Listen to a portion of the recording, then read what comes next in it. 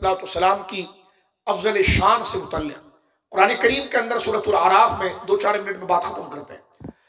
سورۃ الاعراف میں ایک واقعہ موجود ہے، میں نے پہلے عرض کیا کہ یہ عقیدہ کہ حضور تمام خلق سے افضل ہے اور تمام انبیاء سے افضل ہیں، یہ اہل سنت کا اجماعی عقیدہ ہے، اور یہ کوئی قصے کہانیوں سے نہیں آیا۔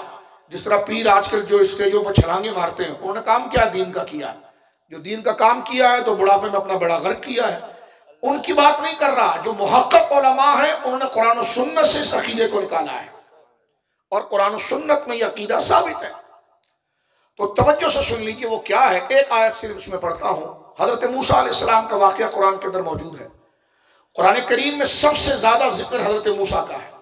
اس کی وجہ یہ ہے کہ جس طرح تفضیلی تھے نا، تو ایسے بنی اسرائیل تھے، غلوف کے بادشاہ تھے۔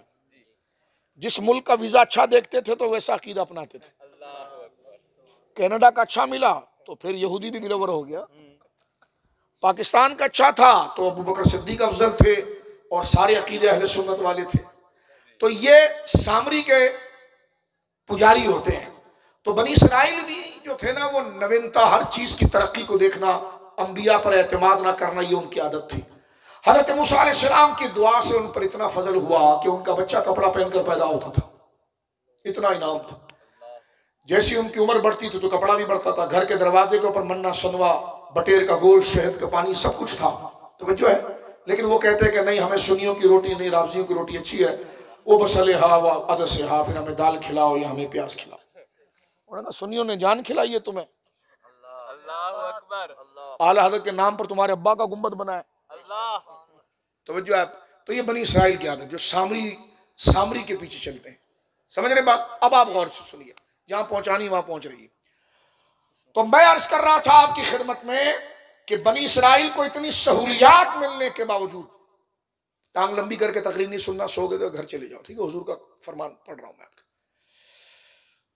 تو حضرت موسیٰ علیہ السلام کی قوم نے بچڑے تک کو پوچھ لیا، اتنی بڑی نافرمانی کی۔ حضرت موسیٰ نے دعا کی، اللہ نے معاف کر دی۔ آخر میں پھر حضرت موسیٰ علیہ السلام نے اللہ سے دعا کی کہ اپنا قرب میری امت کو عطا فرما دے۔ اللہ رب العالمین نے حضرت موسیٰ سے کہا کہ ٹھیک ہے، تم کوئی کچھ بندے لے کر کوہ طور پر آ جاؤ۔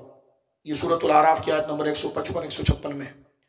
حضرت موسیٰ علیہ السلام وہاں پہنچے اللہ سے ہم کلام ہونے کے لیے۔ قوم اتنی ڈھیٹ تھی، وہ کہتی تھی کہ ہم اللہ کو دیکھنا چاہتے ہیں، اتنی بڑی بے ادبی۔ اللہ کا عذاب ان پر آئے، وہ سارے وہاں مر گئے 12-15۔ حضرت موسیٰ علیہ السلام نے اللہ کی بارگاہ میں کہا یا اللہ، میری امت ایسی میرے پر اعتماد نہیں کرتی، یہ 12-15 بندے میں اوپر لے کر آیا ہوں، ان پر عذاب آ گیا، یہ مر گئے، تو یا اللہ نیچے جاؤں گا تو قوم یہ کہے گی کہ موسیٰ نے 12 بندے اوپر مروا دیے، تو یا اللہ کچھ کرم فرما۔ اللہ نے ان کو زندہ کر دیا۔ اب یہ حضرت موسیٰ کی حیات ظاہری کے آخری لمحات ہیں۔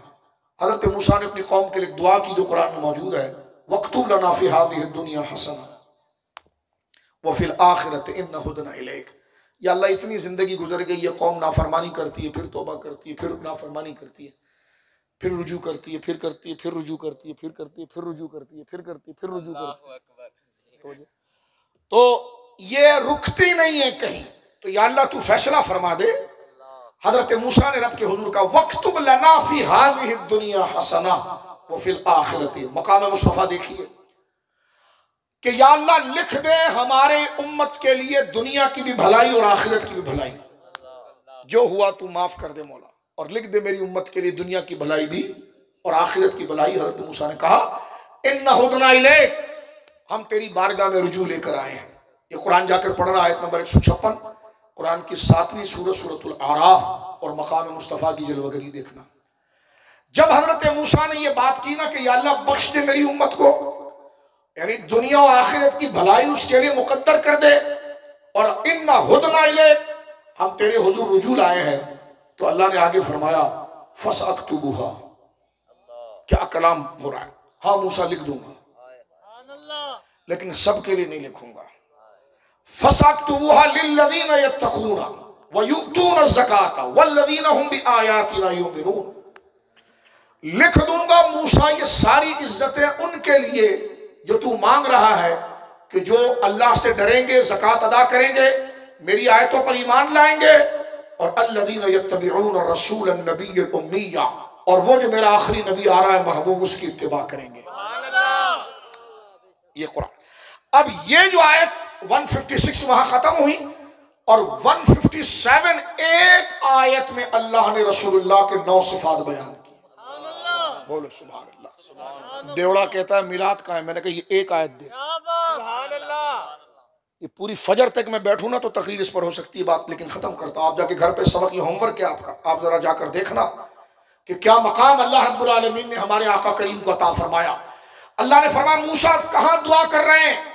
فرمایا تیری امت کے لیے بھلائی جب لکھوں گا کہ جب وہ میرے محبوب کا زمانہ پائیں گے نا تو بلیور اس وقت ہوں گے یا مصطفیٰ کے غلام بنیں گے۔ فرمایا الذین یتبعون الرسول النبی الامی الذین یجدونہ مکتوبا عندہم فی التوراۃ والانجیل، انہیں کہہ دے کہ جو تو مانگ رہا ہے نا موسیٰ ان کے لیے، میں ان کو وہ جب دوں گا کہ جب وہ میرا آنے والا محبوب ہے نا جو رسول ہے۔ بولو سبحان اللہ۔ الذین یتبعون الرسول، وہ رسول ہے، النبیہ وہ نبی ہے، الامیہ وہ ہے کسی کے آگے اس نے شاگردی نہیں کی، بغیر شاگردگی کے ہم نے اس کے سینے کو علم نشرح والا بنا دیا، علم کے دریا بہا دیے۔ فرما مکتوب عندہم فی التوراۃ والانجیل، اور یہ اس کو بھول نہیں سکتے، ان کے ہاتھ میں جو تورات و انجیل ہے نا میں نے اس میں بھی اس کا ذکر کیا ہے۔ بولو سبحان اللہ۔ اور موجودہ جو عہد نامہ قدیم ہے اس میں باب استثناء کے اندر آپ دیکھیے تو باب نمبر 18 اور آیت نمبر 152 سے 159 میں آج بھی موجود ہے، اتنی اس کی تبدیلی کے باوجود بھی، کہ وہ خداوند جو میرا خداوند ہے وہ بھیجے گا میرے بھائیوں میں سے ایک کو جو آئے گا، اور رب کہتا ہے کہ وہ خداوند اپنی زبان اپنے اس میں رکھے گا اور وہ اس کے حکم سے بات کرے گا۔ ایسی کئی آج بھی استثناء میں موجود، وہ 10,000 کا لشکر لے کر وارد ہوگا۔ تو اللہ نے فرمایا مکتوبا عندہم فی التوراۃ والانجیل، کہہ دے اپنی امت کو، سکھا دے کہ سکہ چلے گا مینا کے لال کا، اگر یہ دنیا آخرت کی بھلائی چاہتے ہیں تو اتباع کرے اس مصطفیٰ کی جو رسول ہیں، جو نبی ہیں، جو امی ہیں، جس کو یہ لکھا ہوا پاتے ہیں تورات و انجیل میں، وَيَأْمُرُهُمْ بِالْمَعْرُوفِ وَيَنْهَاهُمْ عَنِ الْمُنْكَرِ، جو نیکی کا حکم دے گا اور برائی سے منع کرے گا، اور فرمائے وَيُحِلُّ لَهُمُ الطَّيِّبَاتِ وَيُحَرِّمُ عَلَيْهِمُ الْخَبَائِثَ، وہ پاک چیزوں کو حلال کرے گا۔ بولو سبحان اللہ۔ یہ اسنادی نسبت حضور کی طرف ہے، وہ پاک چیزوں کو حلال کرے گا اور ناپاک چیزوں کو حرام کرے گا۔ اور آگے مشکل کشائی کیا رب نے بیان فرمائی، فرمایا وَيَضَعُ عَنْهُمْ إِصْرَهُمْ، جو تیری قوم کے اوپر بوجھ پڑا